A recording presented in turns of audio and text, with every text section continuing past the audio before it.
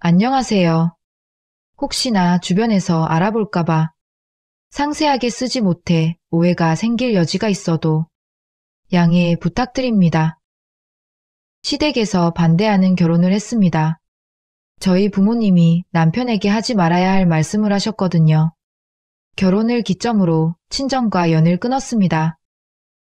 물론 결혼식 참석도 하지 않으셨고요.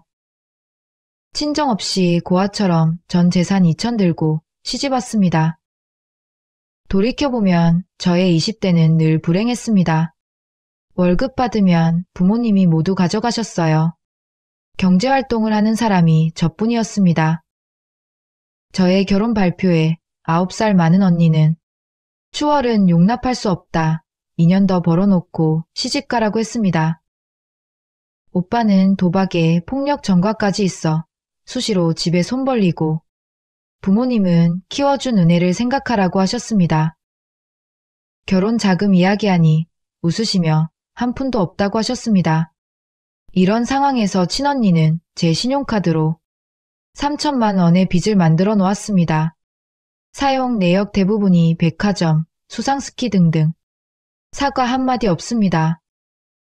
부모님은 어차피 넌 돈 잘 버니 1년이면 금방 모은다. 괜한 불화 만들지 말고 착실히 사회생활 하라고 하셨습니다. 다 포기하고 시집 가려고 하니 부모님이 몹시도 다급해져서 신랑에게 저의 사생활을 폭로했습니다.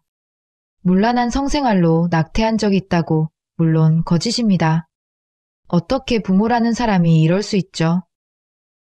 부모님의 거짓말은 시댁에까지 전해졌고 남편은 자초지종 설명에 사실을 알고 있지만 시댁 어르신들은 불신의 눈초리로 저를 대하십니다.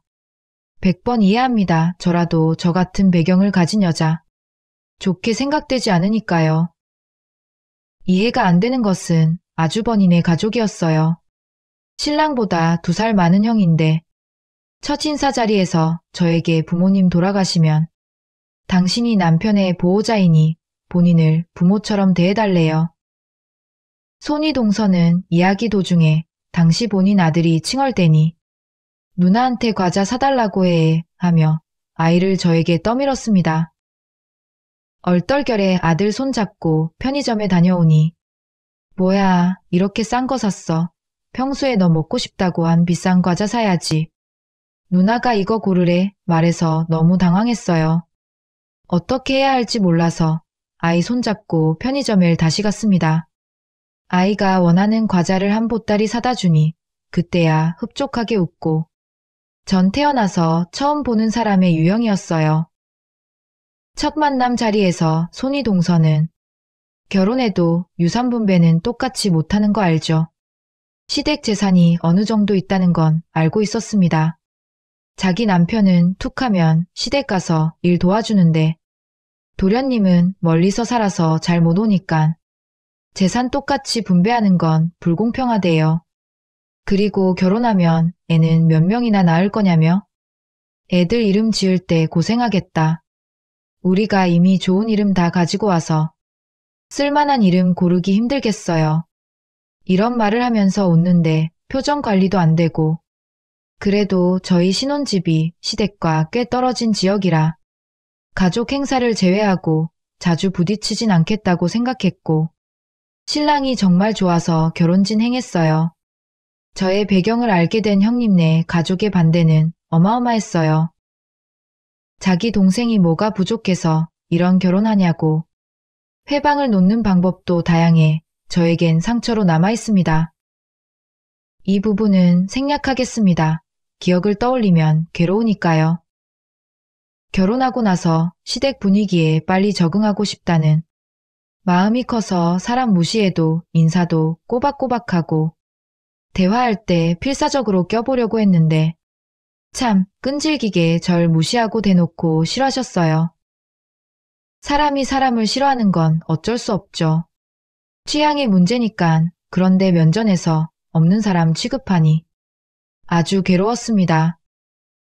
아이 낳고도 프리랜서로 종종 일했는데 형님께서 여자가 벌어봤자 얼마나 번다고 화장품 옷 사면 남는 것도 없는데 헛바람 들어서 돌아다니는 여자 보면 어이가 없다. 동서는 난 대학교 졸업하자마자 내조에 힘써서 현모양처가 곧 나이다. 전 태어나서 본인 입으로 자기가 현모양처다라고 말하는 사람을 실물로 처음 봤어요.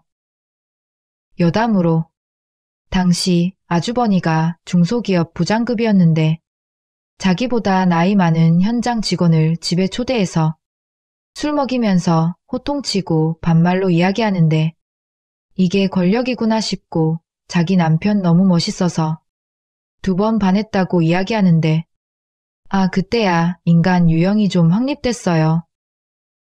임신 기간의 동서는 하필 아이를 낳아도 시부모님 바쁜 시기에 애를 낳아? 세상에 조리원 비용은 왜 이렇게 비싸? 어휴, 하루에 얼마야? 이런 말을 임신 축하 식사 자리에서 밥 먹으면서 웃으면서 해요. 약 10년의 결혼 생활 중 4년 전에 시댁 근처로 이사 오게 되었고 늘 그랬듯 서로 만나도 인사 안 하고 말도 안 붙여요. 시부모님은 늘 서로 우애 있게 지내라고 하시면서 상속 이야기를 꺼내셨어요. 적어도 이달에 한 번씩 가족 모임을 하자고 하셨는데 전 싫다고 안 받았어요.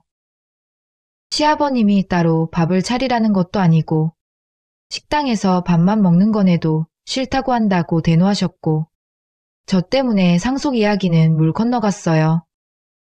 그 일이 있고 나서 저는 형님에게 인사도 같이 식사할 때 대꾸도 안 하기로 결심했어요.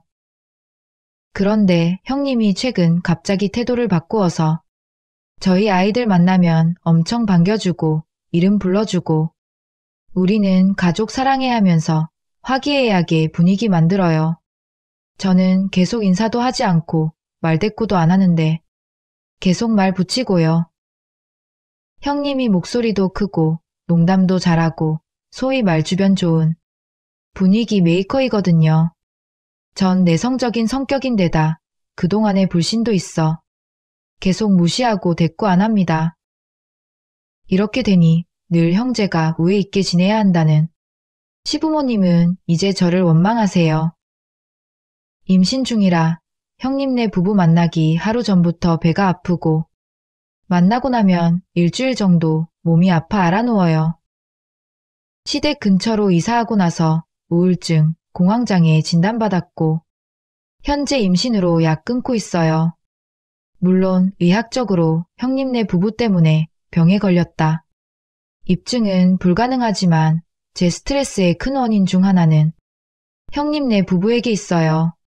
결혼 초기에 제 편 들어주시던 시부모님까지 누가 봐도 형님네 편이고 가족 모임 함께하면 다 웃고 떠들고 하는데 저만 아이들이 엄마 왜 그래, 배 아파 물어볼 정도로 인상만 구기다 와요. 늘 만나고 나면 오늘도 저 사람한테 말려들었구나. 패배감에 침대에 누워만 있어요. 나는 왜 처세술도 정치력도 말주변도 없을까요? 죽고 싶다는 생각만 아주 잠깐 합니다. 절대로 진짜 죽을 생각은 없어요. 그냥 생각만 잠깐씩 해요. 신랑은 뭐든지 좋은 게 좋은 거다 하는 성격인데 결혼 초기와 달리 그래도 가족 식사 시간에 제 옆에 찰싹 붙어서 말도 붙이며 주고 제 기분 살펴주긴 해요. 부족한 절 며느리로 인정해 주신 시부모님도 좋고 남편도 좋고 아이들도 좋고 솔직히 재정적으로 안정되게 살고 있어서 형님네 부부만 안 보면 살 것 같은데 현실적으로 불가능하겠죠? 다달이 시댁에서 재정적 지원받고 있어요. 글 마무리를 어떻게 해야 할지 모르겠지만 박복한 팔자 사주풀이하러 가도 정말 전 20대 때 죽었다고 해도 이상하지 않을 정도로 복이 없다는데 그래도 이만큼 누리고 사니깐 시댁에서 지원받고 있으니깐 꾹 참고 살아야 할까요?